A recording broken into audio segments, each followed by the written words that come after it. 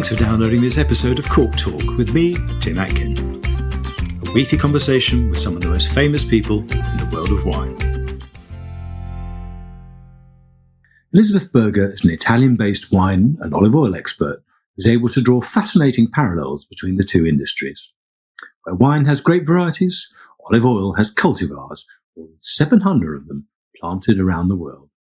Our in-depth chat covered the Mediterranean diet, the different quality levels of oil, what makes something extra virgin, seasonality, strippaggio, fraud, and the health benefits of polyphenol. Hello, Elizabeth, and welcome to the podcast. Thank you very much for having me. It's wonderful to hear your voice. It's been ages since I've talked to you. And, I know you as a wine expert, but you're now an olive oil expert as well. So we're going to do a deep dive into olive oil, but obviously referencing wine. Just tell us a little bit about your childhood, upbringing. Were your parents wine drinkers? Were they kind of foodies as well? Yeah, my parents have always had quite an interest in wine, that's for sure, and food for that matter. I was brought up in Herefordshire, so close to the Welsh border. And my parents are both scientists. So my father's, he was a pharmacist by trade. And so he actually used to prescribe olive oil in those days. That was how you got hold of olive oil in the UK mostly. That's at least at the start of his career, that's what he was doing. And my mother's a doctor, a pediatrician. And so, they had a very scientific view on life, that's for sure. My father also planted a very small vineyard in Herefordshire when I was probably 3 or 4 years old, which was the family joke, as you can probably imagine. But having said that, we always had very nice wine at our table on special occasions, for sure. And olive oil? And some olive oil, although it wasn't such a feature. There was olive oil in the larder, but it wasn't as if it was, a main part of what we were doing. I mean, I'm older than you, so I can remember when olive oil, as you said, to buy it, you had to go to Boots. You had to go to a pharmacist, didn't you, exactly. to get it? Right? Yeah, unless you were on holiday somewhere, obviously, but. Yeah, and I mean, I expect that the greatest use for it was probably to clean your ears and that sort of thing, Yeah, exactly. Yeah, exactly. Olive oil in the ear. And tell us about what you studied. I mean, you're a very good linguist, but both your parents scientists. What did you actually study? Was it languages? Was it sciences? I know you're very musical as well. I went totally the other way. So I didn't want to be compared to my family, who were all quite brilliant in their own fields. And so I studied history of art and architecture. And I was very, very drawn to culture and to European culture in particular, and history. And actually, as it turned out, when I graduated, all of these thoughts came together: a great love of travel, of food, of wine, of culture, and of art. And it put me into the wine trade. It was an obvious choice for me. So where did you get a job? The first main job that I had, I suppose, was as a guide, a sort of mountain guide. And I walked from Canterbury to Rome through all sorts of different wine regions, obviously. Wow. And that was a real moment that defined my interest in wine. And when I got to Rome, I actually called the Antinori family to say, I've walked through your vineyards and I wonder what you would suggest in terms of, embarking on a career in wine. And they said, well, you should go to London because it's the centre of the wine world. It's where you will learn most. And I thought, London, that's exactly where I don't want to go. I thought you were going to say somewhere really amazing. Have a job here. I know. But they called me back a couple of days later and said, incidentally, we've got a brand manager job going in London for a company called Berkman Wine Cellars. Would you be interested in it? And I said, okay, yeah, I'd love to. You're kidding. So I was very, very fortunate. I sort of jumped those first, 3 hurdles in the wine world. With one phone call, really? And I appreciated that from the very beginning. I think you do need a little bit of luck as well when you embark on a career, and I very much had it. So that was my start. I was at Berkman looking after the Italian portfolio for 3 years and working obviously with restaurants and all of their lovely Italian brands. So it was a great start to the wine trade. And you were learning Italian, were you? Or had you learned Italian with your degree? I did a year in Pisa at the Scuola Normale. So, but I mean, my Italian really until I moved here was patchy, if I'm very honest. Yeah. I realized that when I moved here, I thought, gosh, actually, I need to give a bit more attention to this. But yeah, and so after Berkman, I went and worked for Menzendorf, which is probably where most of your followers will remember me from. Yeah, when you were the youngest ever director of Menzendorf, well, you were one of the directors. You were a bit of a superstar. That is true, I think. Yeah, certainly the first female director. Yeah, exactly. Exactly. Definitely that. Yeah. And so I did that. That was 2005. I joined Menzendorf, and I was there for 8 years. And that was an incredible number of years. Fabulous. But there was a distinct lack of Italian wine in the portfolio, which was very disappointing. And you changed that? No, you didn't. I didn't change that. No. And how much of what you do is wine related now? I mean, you've moved to Italy, and we're going to find out why in 2013. Is your day job still wine? It's helping brands? Is it finding wines? Is it tasting? Is it selling wine? What is it? Yeah, absolutely. My full-time work is wine. And I believe that it will always stay that way. It's far too much of a passion, and there's far too much experience there to not take that forwards. I absolutely love what I do, which is a very privileged position to be in, I think. So what I do is I do strategic work for some of the top families in Italy, from Piemonte down to Sicily. Nice. A lot of what I do is obviously in Tuscany because that's where I'm based. I work from north to south, and I work globally, so with markets all over the world. When I first moved here in 2013, my focus was very much the UK market. But then, of course, with Brexit and all of the changes that happened in the UK, I felt as if I really needed to start looking at other markets and focusing on other things. And that really paid off. So it's been hugely interesting. I mean, it's a slightly stupid question, but what took you to Tuscany? I mean, the beauty of the place, I'd imagine, is one part of it, but had you just had enough of the UK? What was it that took you? Yeah, I mean, there were two main motivations. One was that my husband, who's Italian, who I'm sure you remember, Casimir, his business asked him to set up an office in Italy. And I think their idea was probably that it would be Milan. And I sort of said to him, well, there's no real point in moving from London to Milan. That's the weather's pretty much the same. What are you going to do that for? And they don't drink olive oil, do they? I mean, they're much more. It's a butter and it's a Northern European culture in many ways, right? Exactly. And so we sort of said, well, why don't we just try and see if they'll accept Tuscany as an alternative? And I mean, the reason really for Tuscany is because I've got a profound love of Sangiovese, and I always have. And I know that I'm one of the only, maybe the only people to have that, but I really do love it as a grape variety. And it never ceases to interest me. So that was the main motivation. And I don't know, we didn't really have a plan to stay here forever, but it's just how it's gone. And you're now in Siena, aren't you? I mean, you were in Montalcino, but you're now in Siena. Just tell us how you got interested in premium olive oil, because the stuff you do is very much at the top end. It's the weapons grade stuff. It's the really good stuff. It is. Yeah. So, I mean, I think really it was when we moved here, and I just had quite a strong realization that all of the people that we know that are buying fine wine and enjoying really amazing wine are not really that well informed about olive oil. And that's kind of surprising. So olive oil is still being bought very much as a sort of supermarket commodity. You just pop it in the trolley, along with, the salt that you might be buying and the washing powder and, whatever, just regular commodity, without any consideration really, or not that much consideration to where it's from, what it's made with, what the date of the harvest was, and indeed what the flavor is, what the taste is. And so it just sort of struck me, that there was something to be done. And so Frantoy was born very much as a hobby, actually. And it still is in many ways. I mean, it's something that takes place in the evenings and at weekends and very much around the edges of the rest of our lives.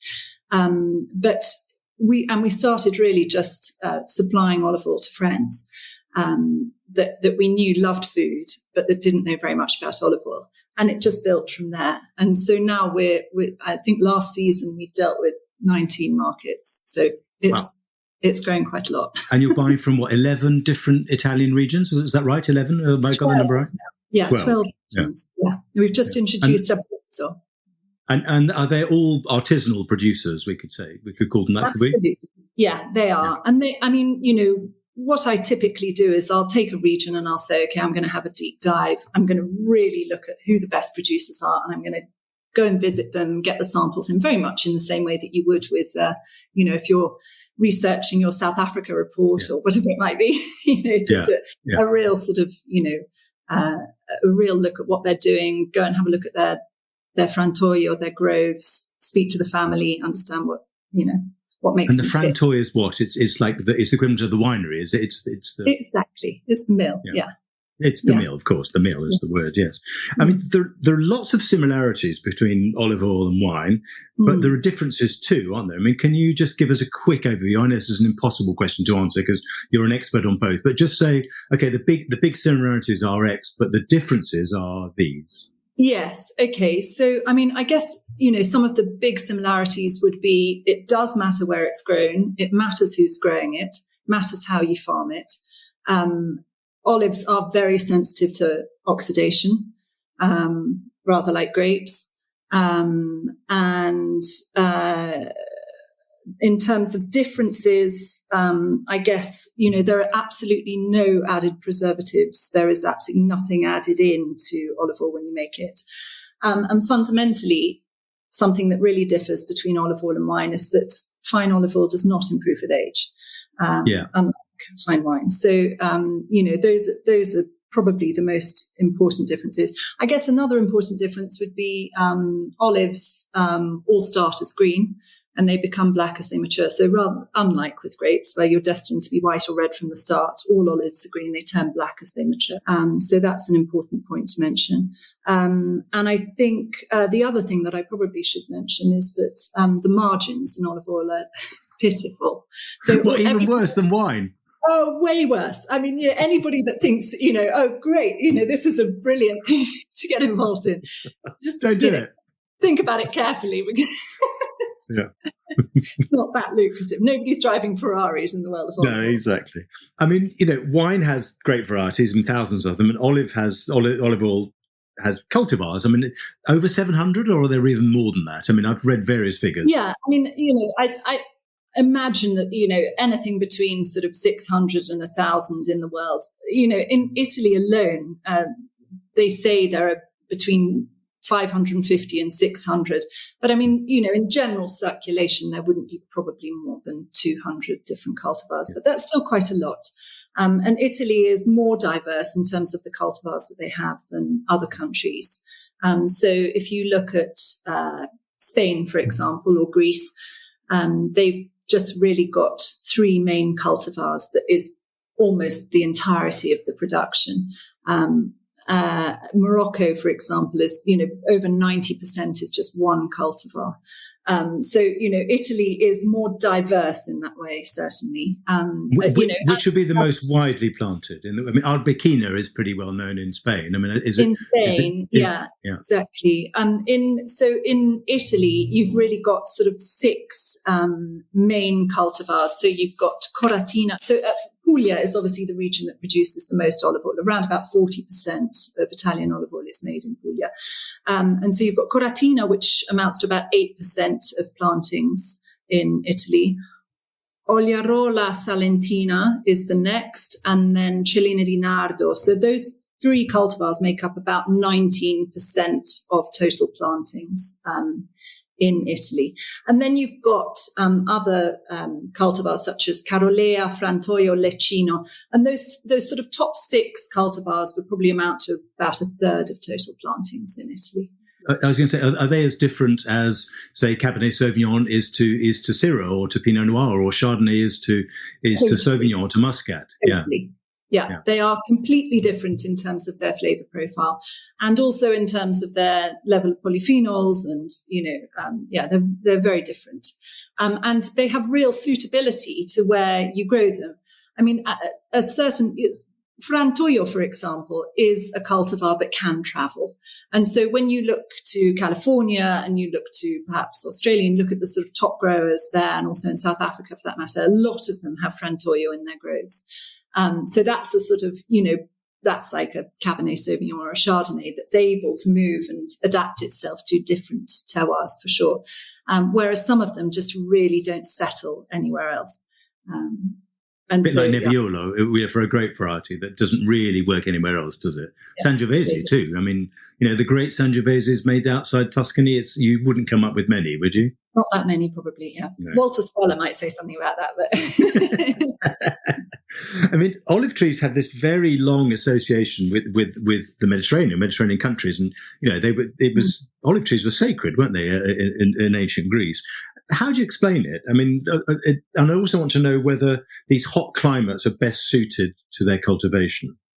Yeah, I mean, it really is a part of the cultural DNA of the Mediterranean, olive oil. It's how so many initial trading patterns were established, let's say, whether it was an exchange of, whatever raw materials that there were, olive oil became an important part of that. So, you might have swapped some wool for some olive oil, or, those were the basis of initial trading routes for sure. So it was food, and it was fuel as well, wasn't it? I mean, fuel, absolutely. I mean, no question that it was fuel, and used for cleaning and all sorts of different purposes.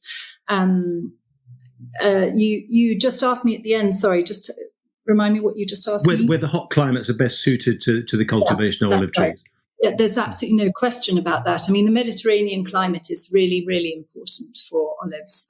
So they don't do well under a certain temperature. So if it gets incredibly cold in the winter, if it gets down to about sort of -10, they really suffer.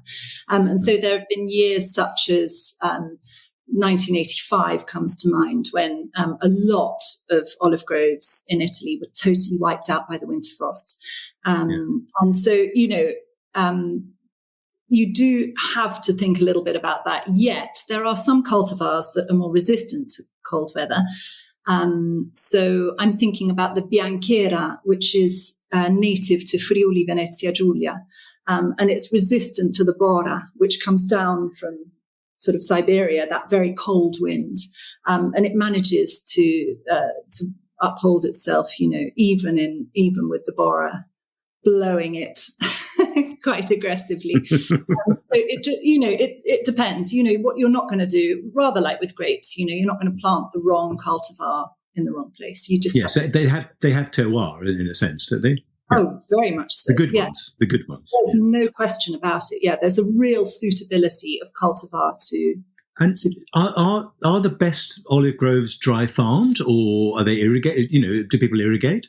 Oh, it's a good question. I mean, clearly dry farming is favoured, but I think that probably more people are looking at irrigation as potentially being a little bit of a necessary consideration. I mean, I'm thinking about Sicily, for example. This year, it really has been quite hot in Sicily this summer.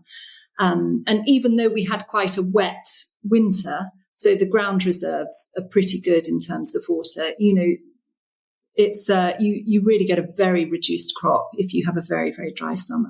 So climate change is a problem in the sense it could be reducing yields, could it?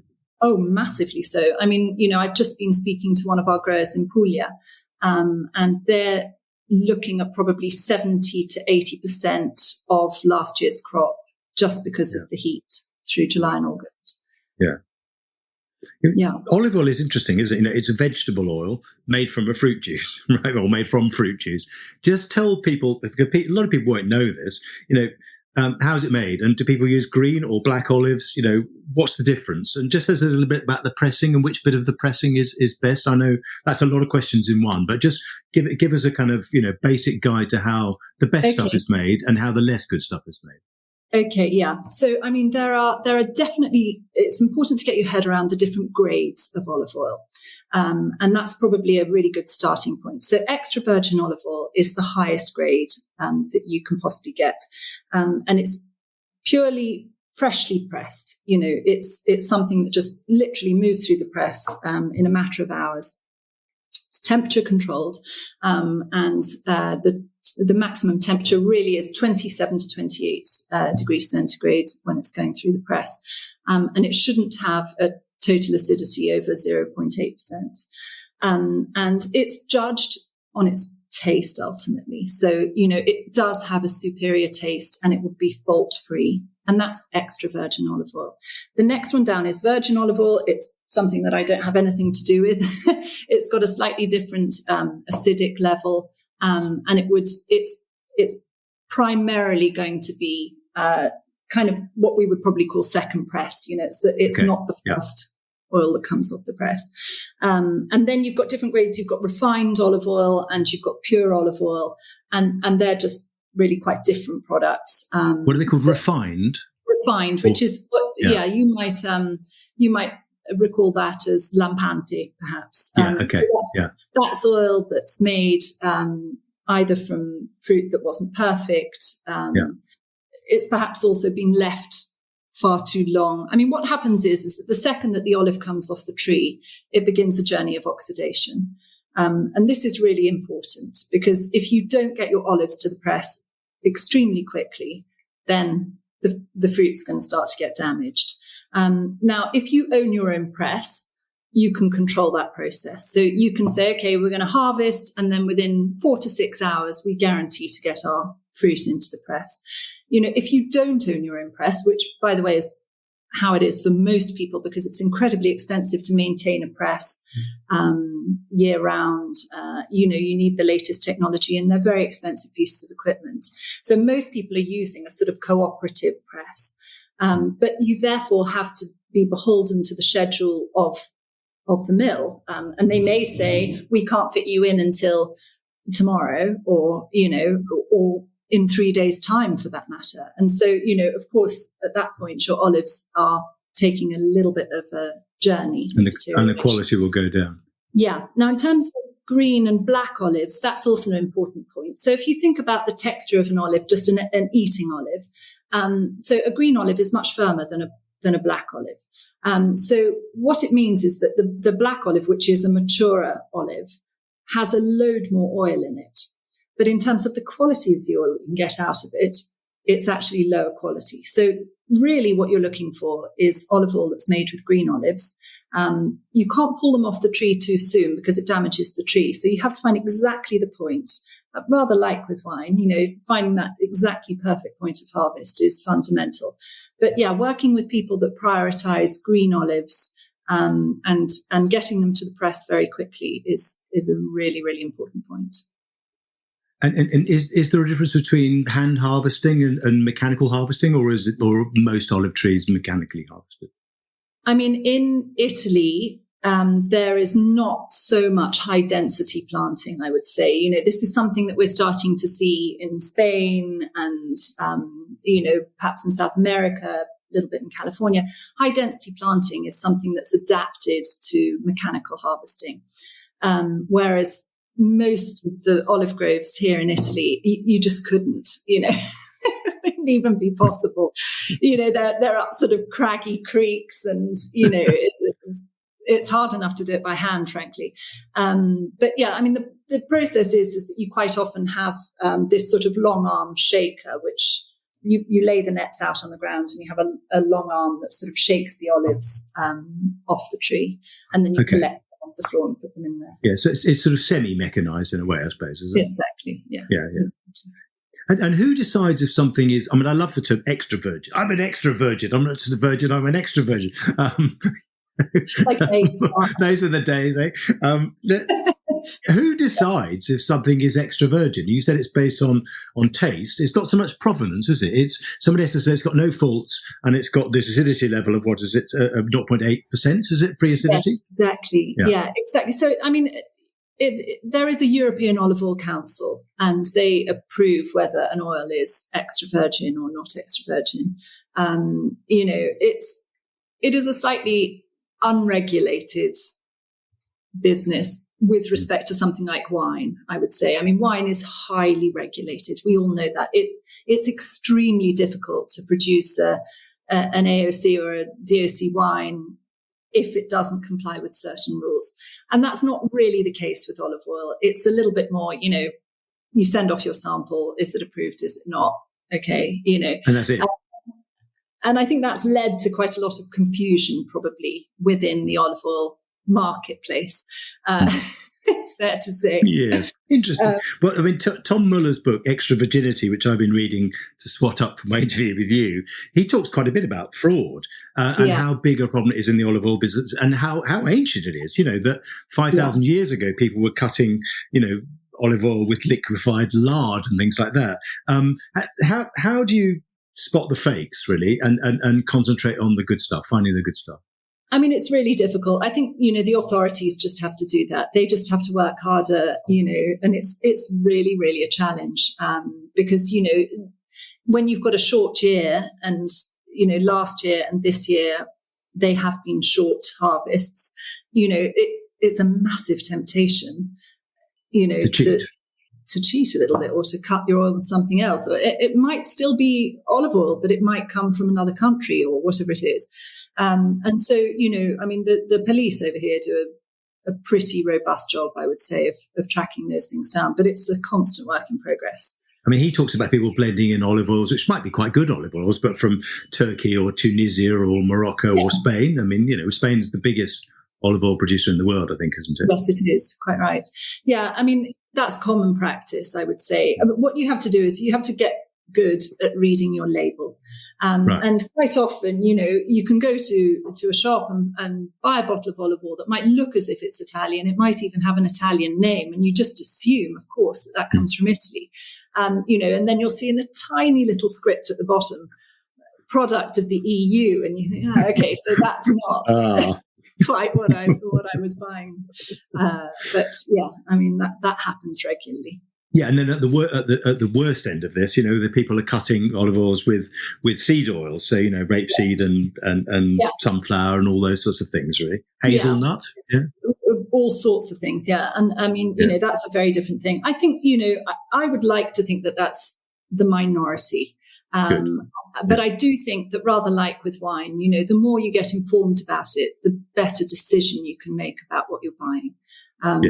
Knowing as well, perhaps what sort of flavors you like. I mean, we've got customers that come back to us year after year and they say, I really like spicy oils. I really like those peppery kind of, super decisive oils. And they know what they like. And that's great. That's the sort of perfect scenario because you just know exactly how to direct them if that's the case. But likewise, there are a lot of people that just haven't been informed that there are different cultivars and different styles of olive oil out there. And so, it's also quite nice to take a journey with those people. And that's sort of what we try to do. We try to curate a collection of olive oils so that you can explore it. Really. So you could buy a 6-pack or a 4-pack or a 3-pack we're going to come to at the end about where people can buy from you. But, and I mean, olive oil has faults as well, doesn't it? Rancidity, mustiness, fustiness, and something called worm. I don't know what worm is. What's worm? It's not literally got worms in it, has it? Well, that's going to be to do with the quality of the fruit that went into it. There's no question about that. So, your biggest risks really are either that you put the wrong, damaged fruit or something that's been affected, let's say, by the fruit fly, that kind of thing.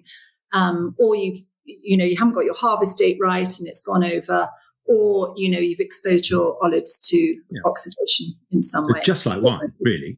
Exactly. Yeah. Those are the main risks, really. And so, again, knowing who's made your oil and, ideally somebody that's got full control from tree to bottle, that's going to guarantee the quality. I mean, I know one of the things you talk about a lot is seasonality with olive oil. Can you just unpack that for us? Just enlighten us. What does seasonality, why does it matter with olive oil? Yeah, it does matter. And that's something that I hadn't at all appreciated until we moved to Italy, to be honest. I mean, it's quite easy just to not even consider the harvest cycle of the olive when you're buying olive oil. But it really does matter because there are these complex collection of polyphenols in extra virgin olive oil that amount to 36 different polyphenols, known polyphenols.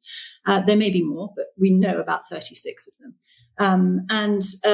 When you just press the olive oil, these are at their highest potential level. And then because it's freshly pressed juice, if you think about cutting an apple or if you think about pressing orange juice, it changes quite rapidly. So, it goes on a journey that the polyphenols actually protect the olive oil much more so than if you've cut an apple or you've pressed orange juice.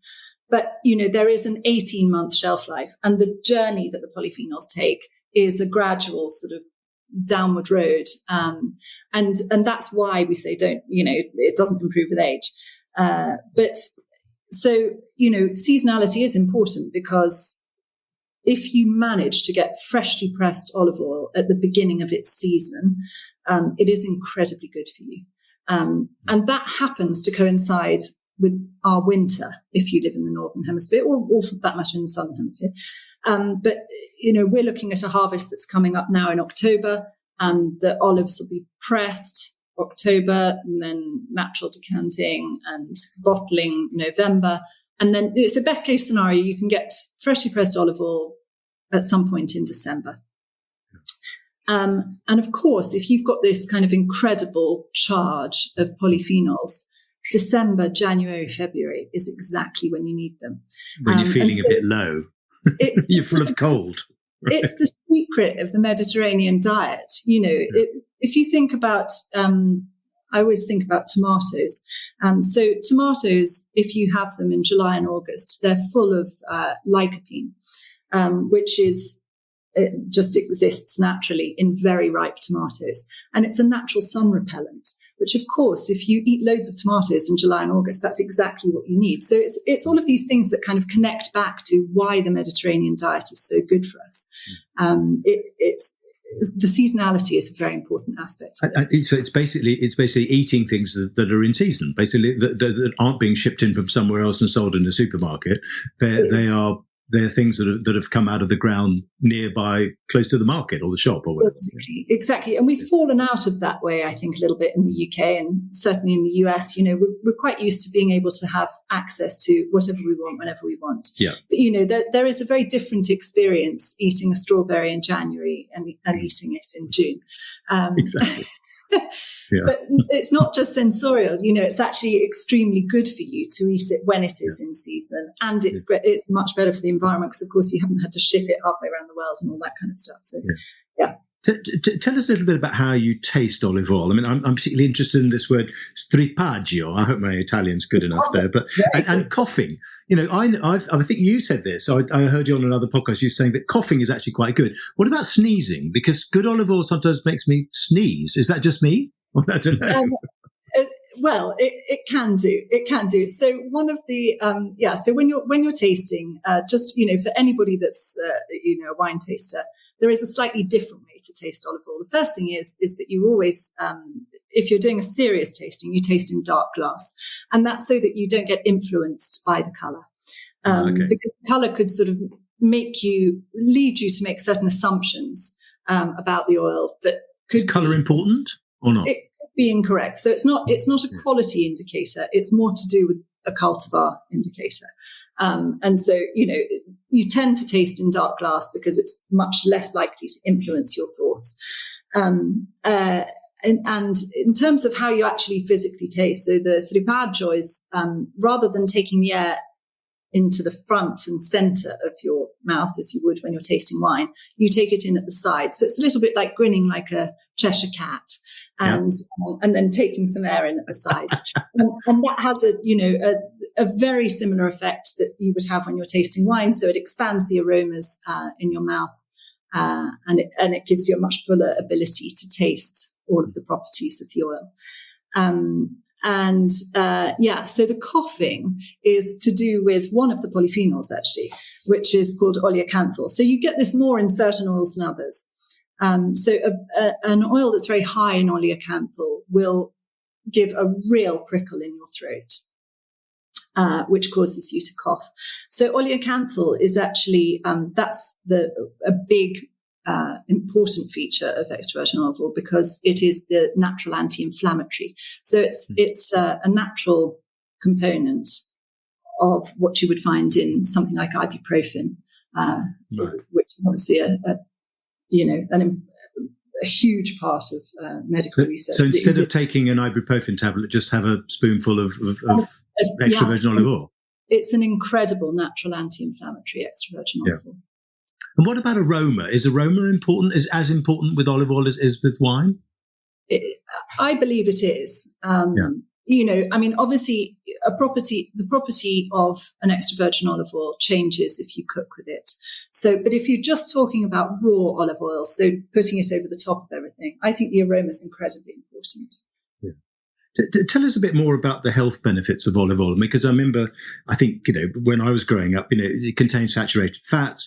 People used to tell us that saturated fats were terribly bad for our cholesterol. Whereas now, the medical consensus seems to be that olive oil is very good for all sorts of things, for heart disease, for, breast cancer, for Alzheimer's, for stress, all sorts of stuff.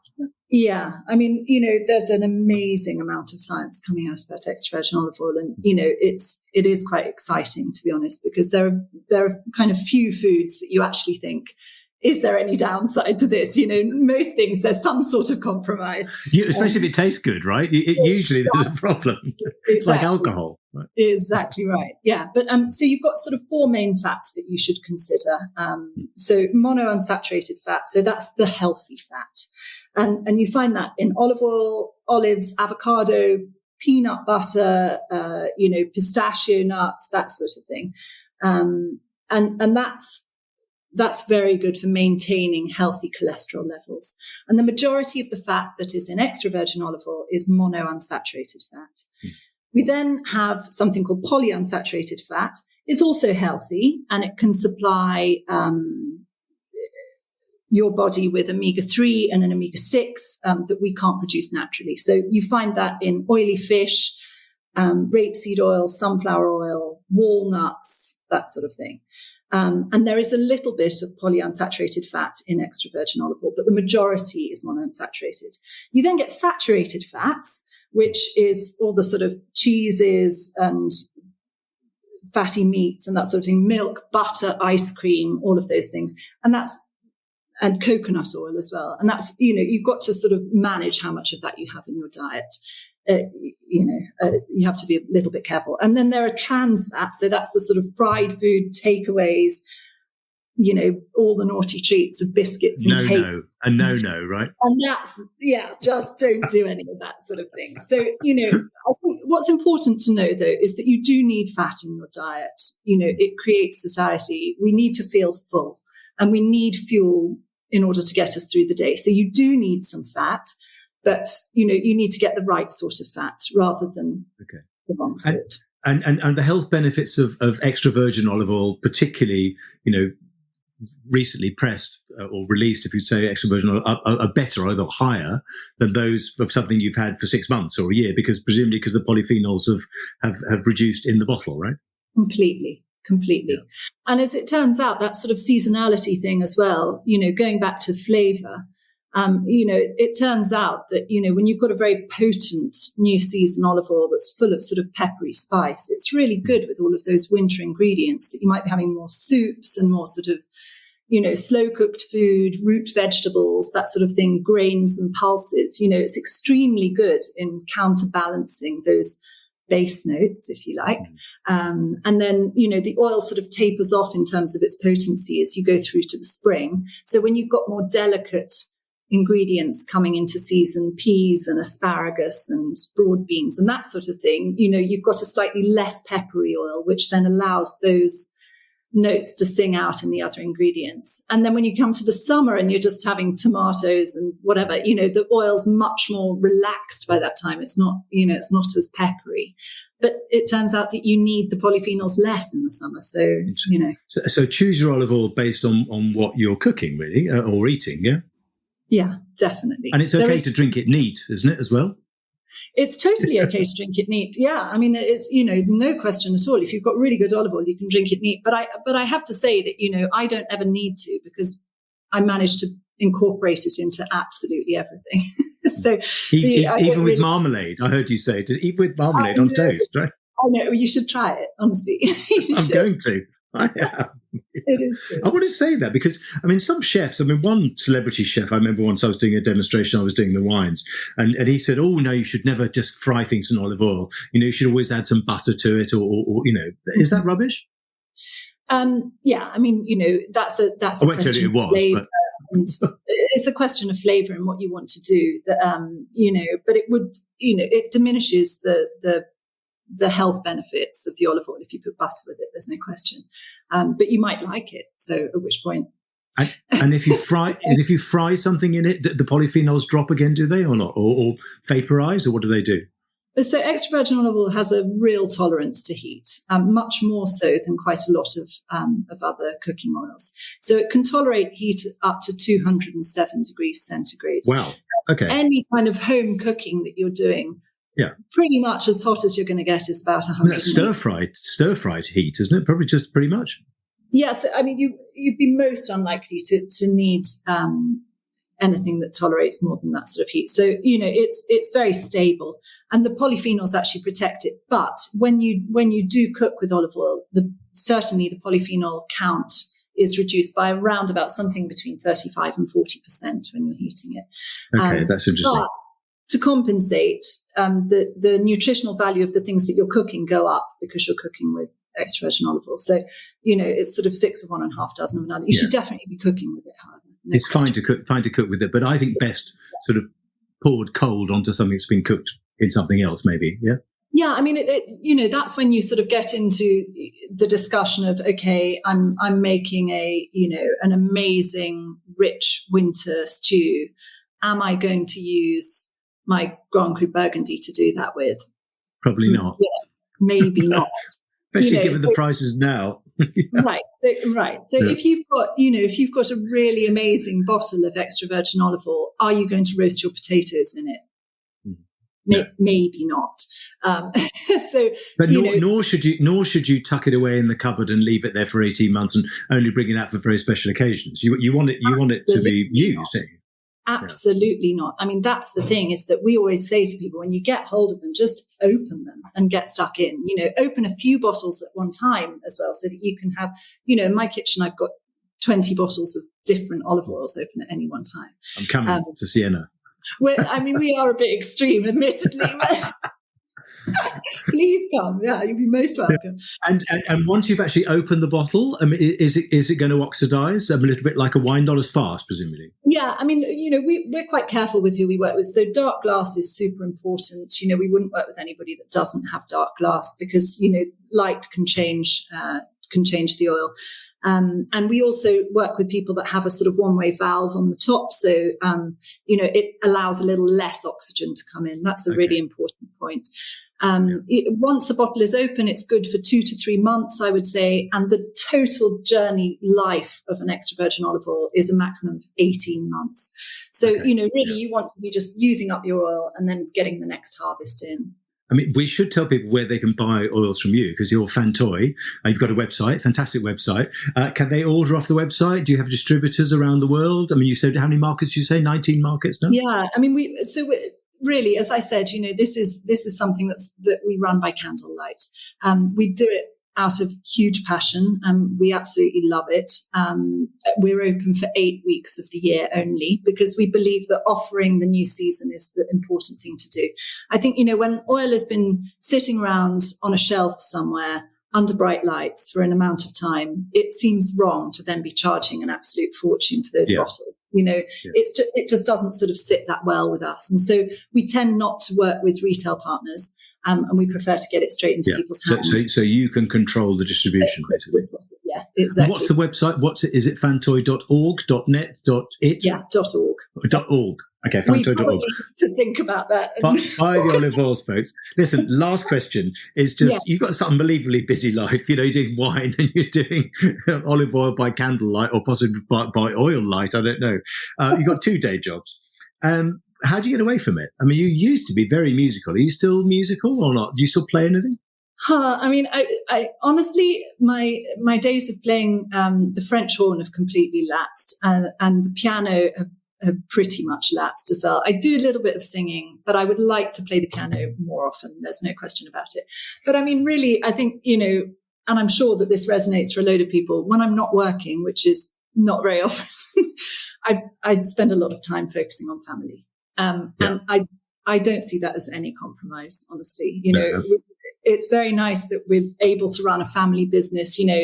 My kids get involved in tasting the olive oils with us, which is really nice.